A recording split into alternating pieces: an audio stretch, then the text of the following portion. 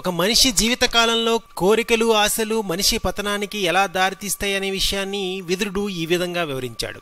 కోరికలు మనిషిని మానవత్వం నుంచి రాక్షసుడిగా మార్చేస్తాయి. మనసులో అదుపులో పెట్టుకోవడానికి సంతృప్తి అనేది ఒక మార్గం.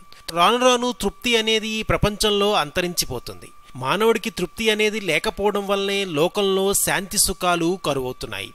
కోరికలు అనంతంగా ఉంటాయి. కోరుకున్నవి ఎన్ని వచ్చినా ఇంకా ఏదో కావాలని కోరుకుంటూనే ఉంటాం. ఒక కోరిక తీరగానే మరొక కోరిక కొత్తగా పుట్టుకొస్తుంది. ఈ కోరికలకు అదుపు లేకపోతే జీవితం పతనమైపోతుంది.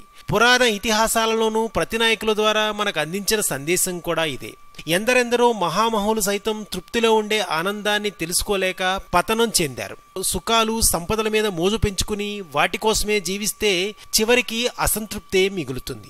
తృప్తి లేని మనుషులకు ఈ లోకమంతా అందించినా ఇంకా ఏదో లోటు కనిపిస్తూ ఉంటుంది. అందిన దానితో తృప్తి పడితేనే మనశ్శాంతి లభిస్తుంది. జీవహింస, దొంగతనము, పిసినారితనము, పరుషంగా మాట్లాడడము, అసత్య పలుకులు, అసందర్భ ప్రాలాపనలు, ఇతరులకు అపకారం చేయుట, సహాయమునకు నిరాకరించుట, శాస్త్రములందు ద్వేషభావన కలిగి ఉండుట, వీటిని పాపకార్యములు అందరు. ఎప్పుడూ ధర్మాన్ని రక్షించే చోట మాత్రమే మనం నివాసం ఉండాలి. వాస్తులోపంగున్న ఇంటిలో ఎట్టి పరిస్థితుల్లోనూ నివసించకూడదు. ఇతరులకు అపకారము కలిగించి ధనమును సంపాదించరాదు. ధర్మ పద్ధతిలో సంపాదించిన ధనమే మన దగ్గర నిలుస్తుంది. అట్లు సంపాదించిన ధనముతో తృప్తి చెంది తాను అనుభవించుచు అవసరమై సహాయం అడిగిన వారికి దానం చేసిన వాడు సుఖ సంతోషాలతో వర్ధిల్లుతాడు. అటువంటి వారికి ఎట్టి పరిస్థితుల్లో కష్టములు దరిచేరవని విదురుడు తెలియజేశాడు. మరిన్ని విదురు నీతుల కోసం ప్లీజ్ సబ్స్క్రైబ్ టు రక్ టీవీ మిస్టరీ.